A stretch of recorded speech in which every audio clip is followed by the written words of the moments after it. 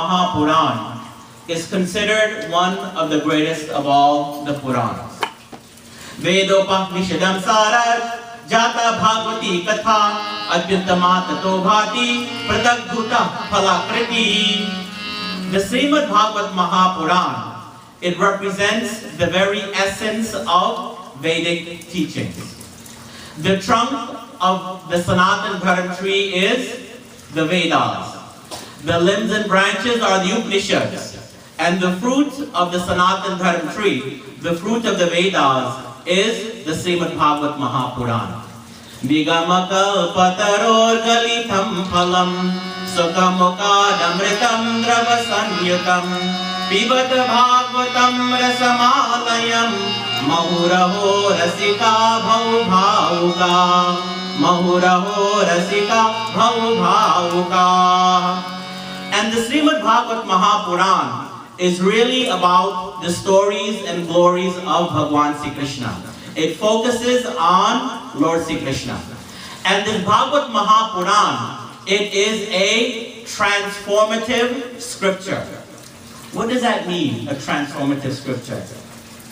Satyena hina pitri matri dushaka Krishna kulasha shava dharma varjita He dambika matrabhimsaka Saptaha yajna kalau punantite.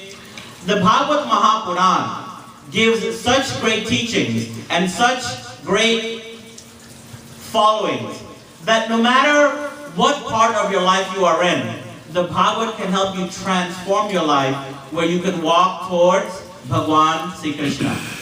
Yamanava papakritastu sarvada sadaduracha jalatah vimargaga Rodhagni dhantakutalashta kamina saptaha yajna kalau punantite. Bhagwan Sri Krishna says to each and every one of us that you are my children. And I love all of my children. And I want all of my children with me. If you come to me, no matter what you have done, no matter what mistakes you have made in your life, forget about those mistakes and come to me. Walk towards me. Extend your hand to me and I will meet you halfway. So devotees, the point the Bhagwat Mahapuran makes, the love of Bhagwan Sri Krishna is for any and everyone. No one is exempt from the love of Bhagwan Sri Krishna. Ye manava papa kritastu sarvada. No matter what sins you have might perform in your life, sadaru jacha jalatah vimargaga. No matter what mistakes you have made in your life, don't allow those mistakes to make you lose a great opportunity to have a relationship and friendship with Bhagwan Sri Krishna. Because the Bhagwat Mahapuran says, the love of Bhagwan Sri Krishna is for any and everyone. No one is exempt from a relationship and the love of God. A very important point. Because we as human beings, we make mistakes. And sometimes we internalize those mistakes.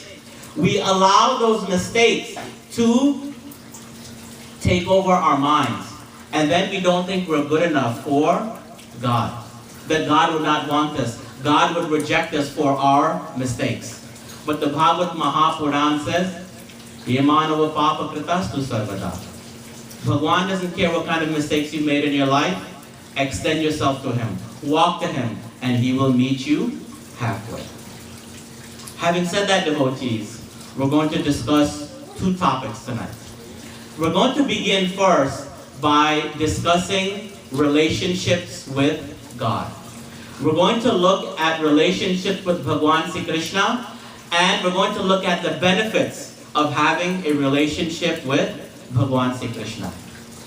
Then secondly, we're going to talk about a very important philosophy that governs the Bhagwat Mahapuran, and that is Advaita philosophy. We're going to look at what Advaita philosophy is, and most importantly, what does Advaita philosophy mean for the devotees and believers of Bhagwan Sri Krishna.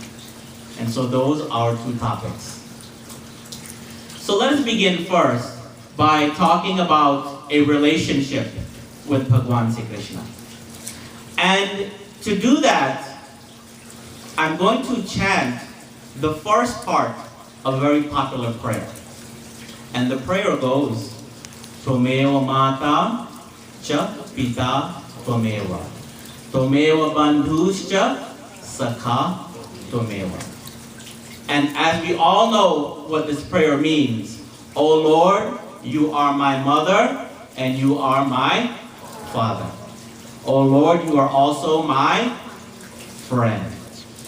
And this prayer was written in a very special way because it shows us the evolution of our relationship with God. When we have a relationship with God, it starts off in a particular way and then it evolves, it changes. And the first relationship that we have with God is a parental relationship.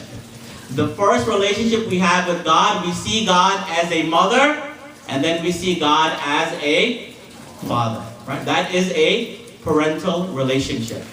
And this makes sense because the first relationship we experience in our life is a parental relationship. The first relationship we will have in our life is with our mother and our father. And so the first relationship we create with God will be a parental relationship. We will see Bhagwan Sri Krishna first as our mother and as our father. And there are great benefits to a parental relationship, right?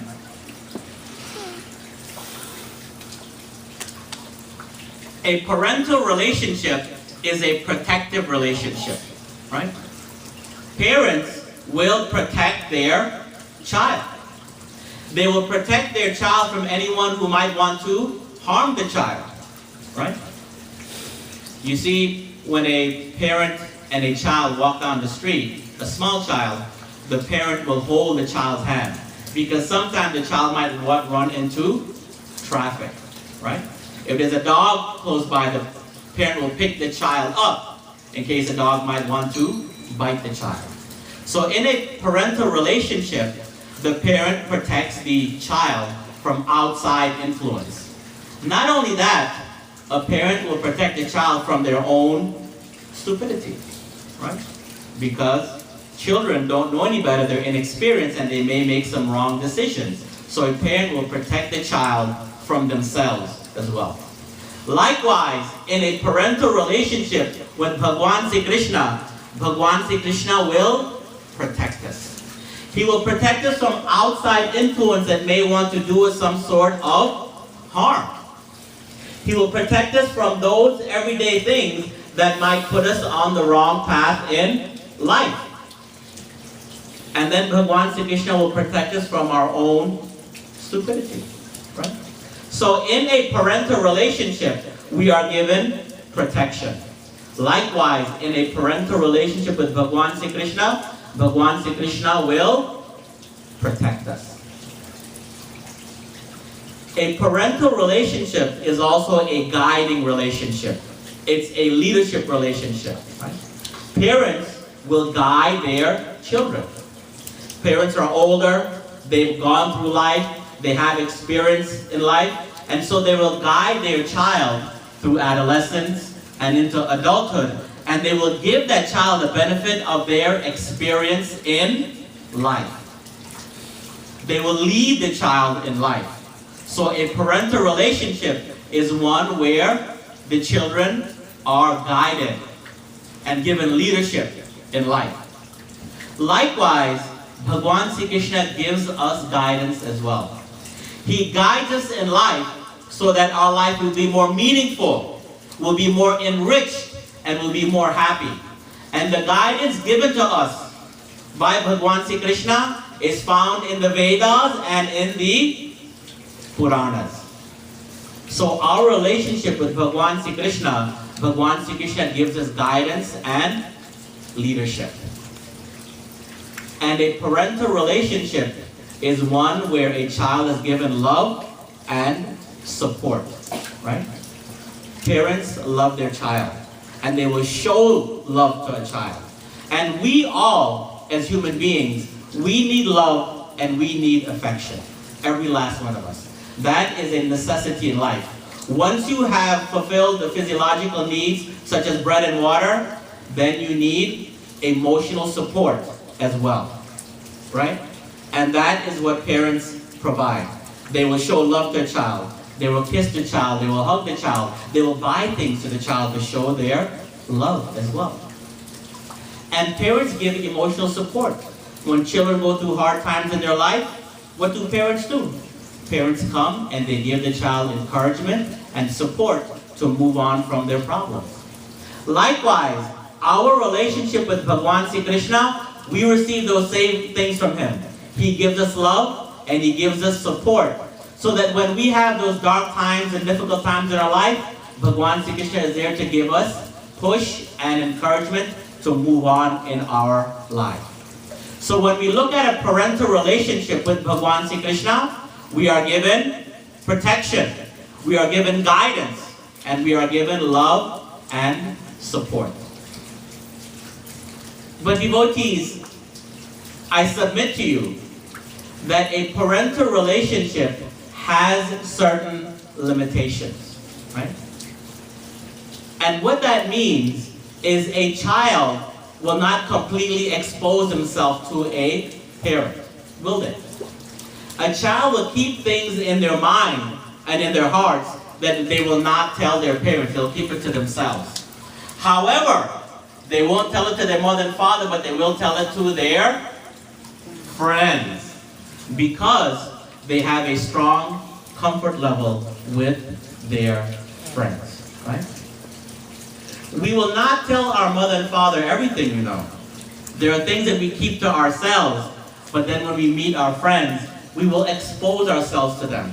We will tell them what's really in our mind, what is really bothering us, that we won't share with our parents. And so when we look at a parental relationship, there are certain limitations. And when you evolve your relationship with Bhagwan Sri Krishna from a parental relationship into a friendship, then you can have the comfort level to really expose yourself to Bhagwan Sri Krishna. Jai Govinda Gopala Mana Mohan Shama Dhanaya Muralidhar Gopala Jai Shama Nandini Lala Muralidhar Gopala Jai Shama Nandini Lala Jai Govinda Gopala Mana Mohan Shama Dhanaya Gopala Jai Shama Nandini Lala.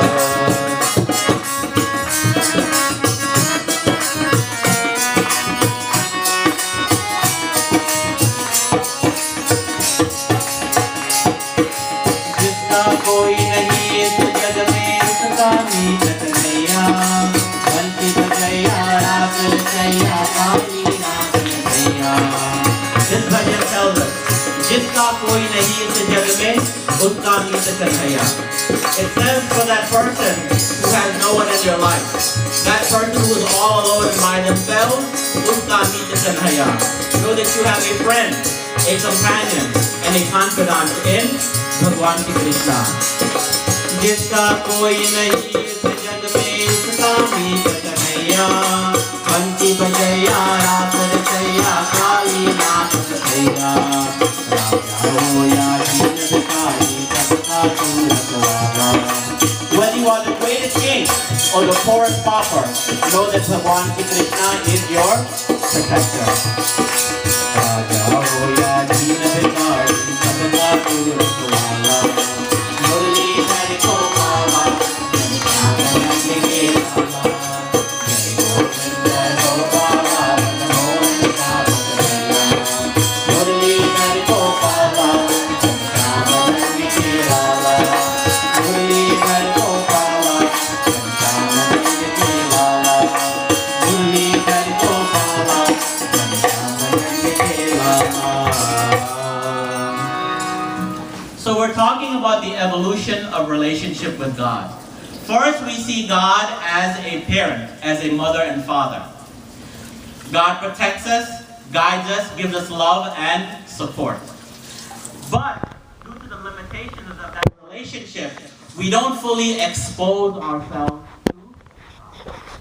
But when we see Bhagwan Sri Krishna as a friend, then we open up our minds and our hearts to Bhagwan Sri Krishna.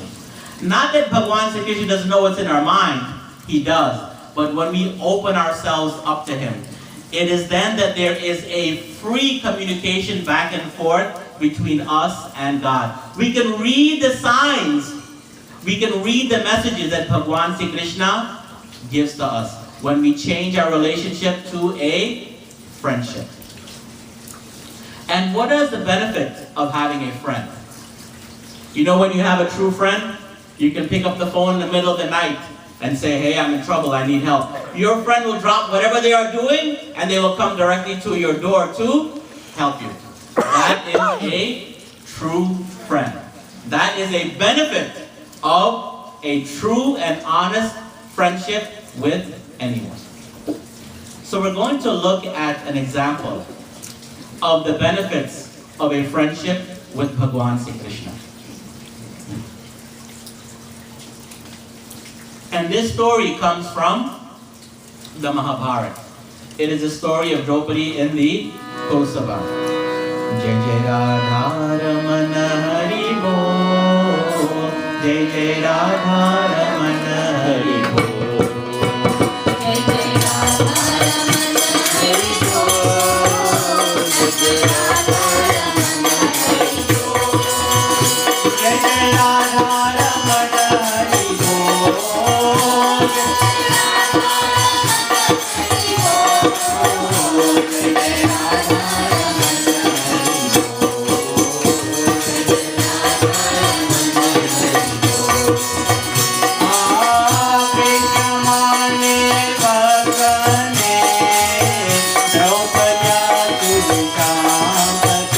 Radha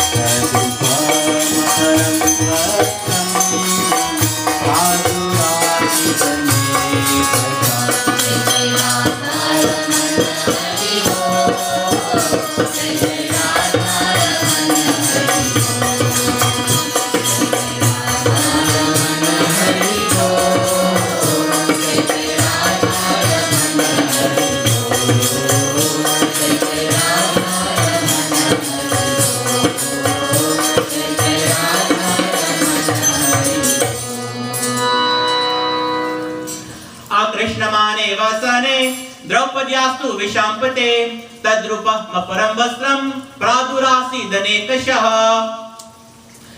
The story of Draupadi in the Kul Sabha really shows us the benefit of having a true friendship with Bhagwan Sri Krishna. Now, in the Mahabharata, we have the two warring sides, right? The Kauravas and the Pandavas. They're first cousins. They're brothers, actually. And they're fighting over the Hastinapur kingdom, which rightly belongs to Yudhishthira, the eldest of the Pandavas. But Duryodhana, through greed and hate of his brother, he wants to steal the kingdom from Yudhishthira. So he creates a plan. He invites his cousin Yudhishthira and his brothers to a game of dice. Now, in the olden days, kings had certain recreational activities. One was hunting, and the second one was dice. And of course, when you play dice, there's always a little bit of wager involved in dice, right? Now, dice is a very old game. They found wooden dice over 5,000 years old in India. And the Rig Veda says that whenever a person is playing dice, they will gamble away everything they own. They will gamble away even their own wives. That's what the Rig Veda says. A mantra from the Rig Veda says that. So, Duryodhana invites Yudhishthira and his brothers to this game of dice. Now, whenever you play dice, you have to have what's called a fair die. A die has 6 sides. And the sides have to be evenly weighted. So that when you throw the dice, the probability of hitting one side is the same probability of hitting any other side, right? You have to have what's a fair die. It has to be balanced properly. But if you weight a die, if you make the dice heavy to one side, whenever you throw the dice, you can tell what number is going to come up because it is a weighted die. So when Duryodhana invites Yudhishthira to this game of dice, the dice you're using is weighted. He is cheating. So Yudhishthira agrees to his cousin's invitation, and he comes, and they begin to play this game of dice. And of course, the wager is very small in the beginning. And Yudhishthira is losing. But he says to himself, he says, I'll make it up on the next round, right? That's what a person who's losing will do. Double or nothing next time and I'll make it up, right? But he can't win because the game is rigged. Duryodhana is cheating. So there's no way Yudhishthira is going to win. So they play, Yudhishthira begins to bet.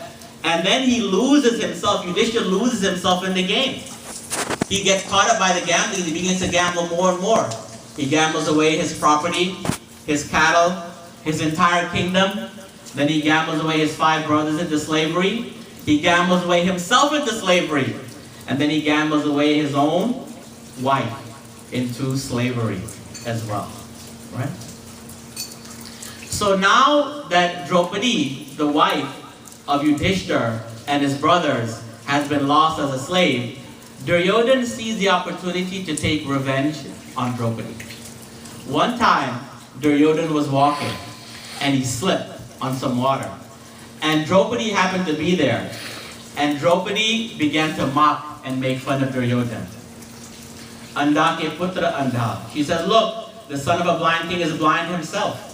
And she laughed Duryodhana. And Duryodhana was so angry that he held that anger in his mind. And he held that thought of revenge in his mind. And now he saw the opportunity of how he could exact revenge on Draupadi. So he says to his brother Dusasan, he says, bring Draupadi in this Kulsabha. Sri Radhe Govinda, Gopala Tera Pyara Naam Hai. Sri Radhe Govinda, Gopala Tera Pyara Naam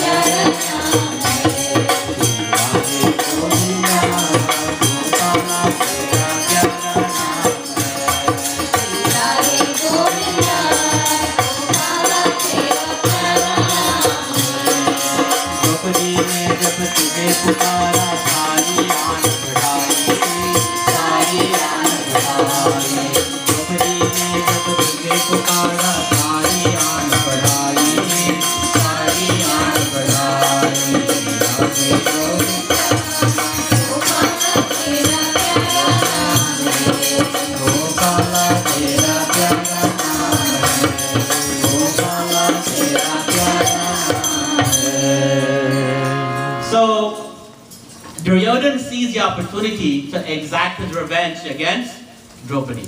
So he calls his younger brother Dusasan, and he says to his younger brother Dusasan, bring Draupadi in this sabha. Now the word sabha means gathering. And that sabha that we're talking about, we refer to that as the Kul Sabha. The word Kul means your lineage or members of your family. And so the word Kul Sabha is a gathering of the family members. And who is in that Sabha? Very important. In that gathering of men was Bhishma Pitama, the patriarch of the entire family, the eldest of the entire family.